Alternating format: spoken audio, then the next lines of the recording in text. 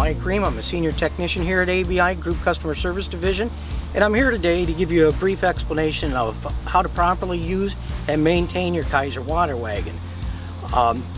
By no means is this meant to replace your owner's manual, so please consult your owner's manual. There are certain things listed in there like climate. Based on where you're located in the United States, Canada, wherever, your climate may be different. Certain motor oils are better. So please look in your owner's manual, check what's best for you. Besides, everything else is more detailed in the manuals than what we're going to go over. We're just going to get you a brief description to make life easier and happier. And also, we want you to be able to call us at any time. Our number direct to customer service is 855-211-0598.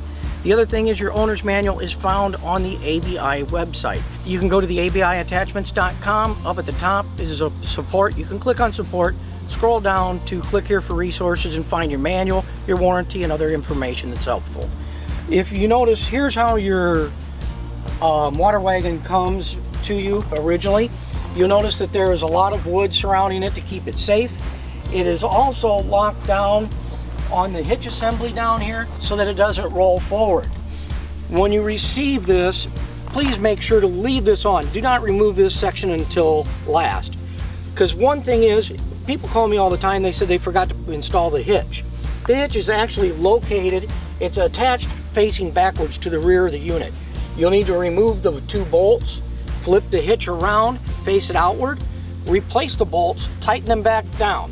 Now after you have the hitch tightened down and you have it attached to your tow vehicle, then I want you to remove the rest of the crate, remove the bottom, and then you can safely pull it forward off of the platform at that time.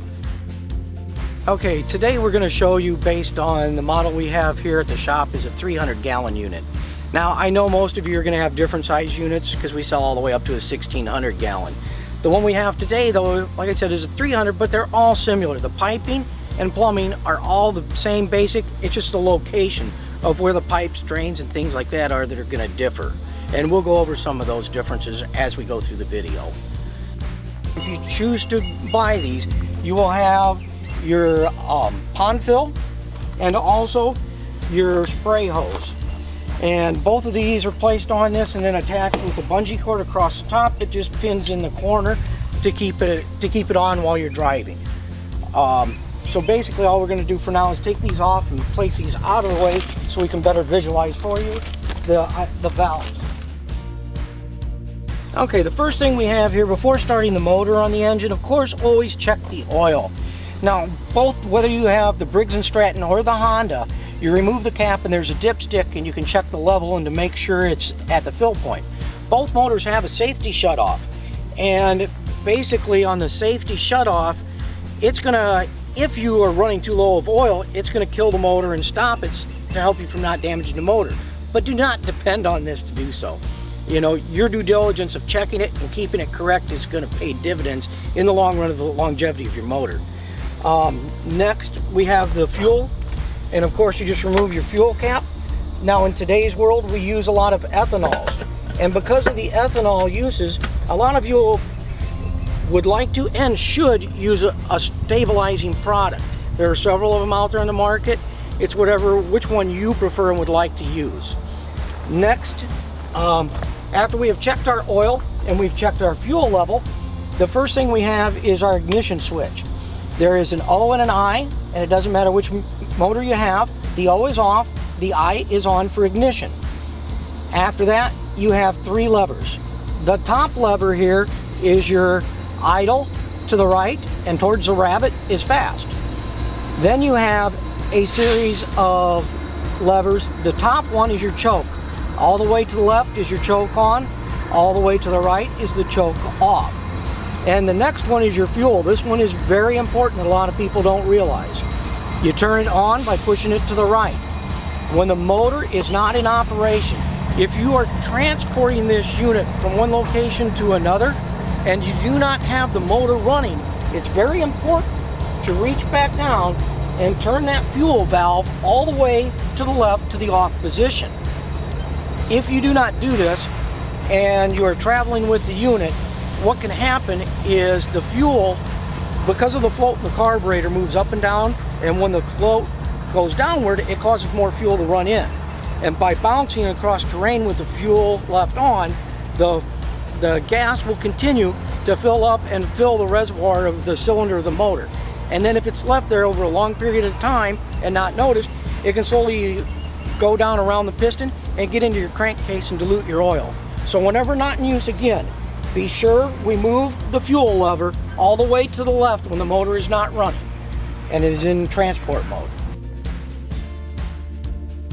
Now we're going to go through the different valves, what each one is, what they do, and how to operate them. First, we'll start at the bottom. Off of the pump itself, the first valve, this is the pond fill valve. Next, you'll have the fire hose valve. This will come right out of the top of the pump on all units.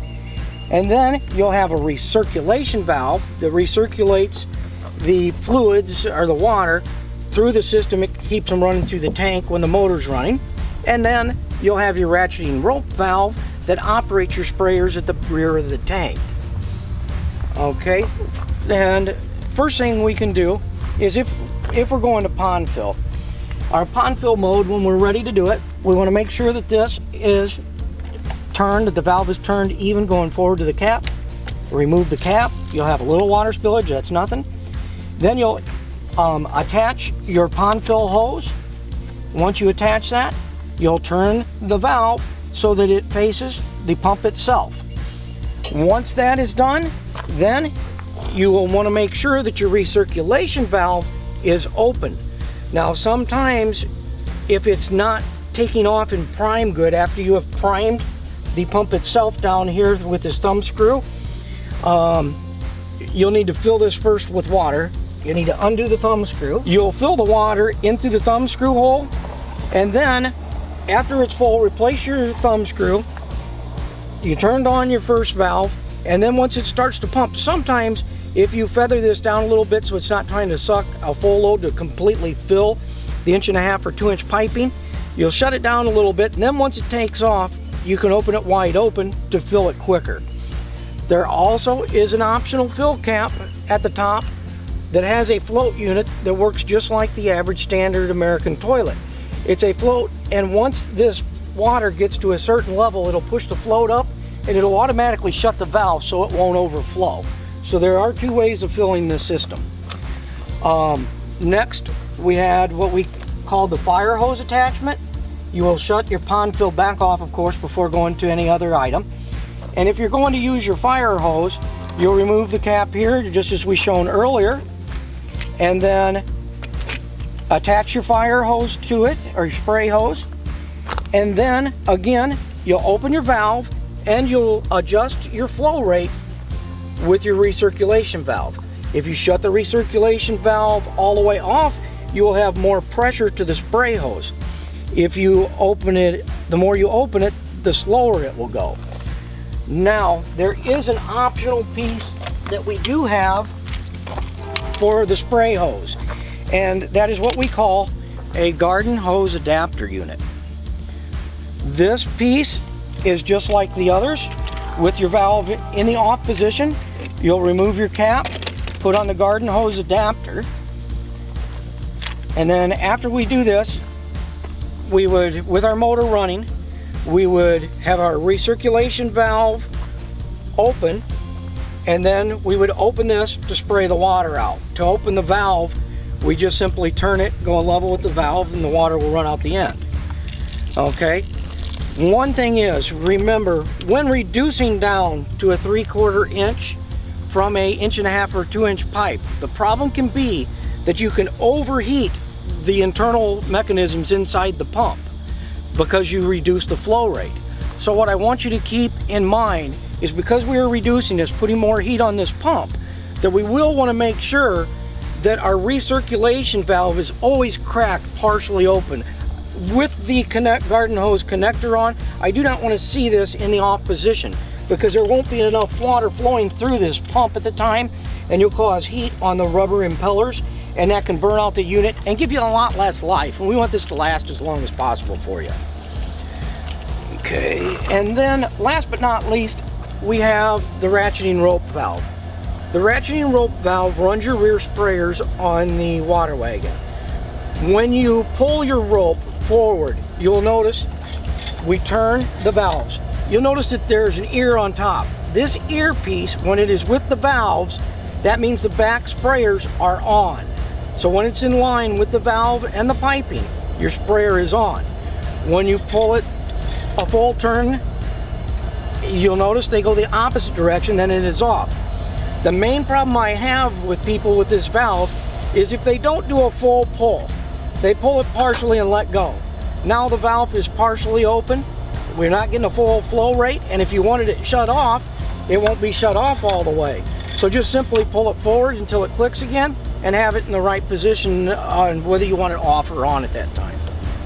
Now our next project we're going to go is actually start the motor, and we're going to shoot some water out the back sprayer so we can show you how some of the valves work and how the motor works and all that. So the first thing we do when starting the motor, we go down to our ignition switch, we turn our ignition, the I is for ignition, that's on. We'll want to take our gas and turn it all the way on high. Also, we want to make sure our fuel lever, which is the bottom one, is all the way to the right position, which is on, and our choke is all the way to the left, which is also on. Now we simply pull the puller cord,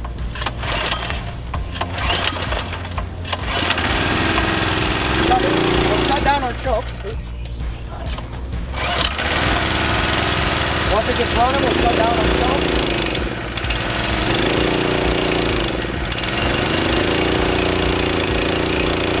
Now that we have the motor started and everything is running, our next deal, we always want to make sure this recirc valve is open. The recirc valve keeps the water flowing so we don't burn up the motor. Now with the recirc valve in the open position, we're going to pull our rope valve one foot forward. By doing that, we now have water going out the back end.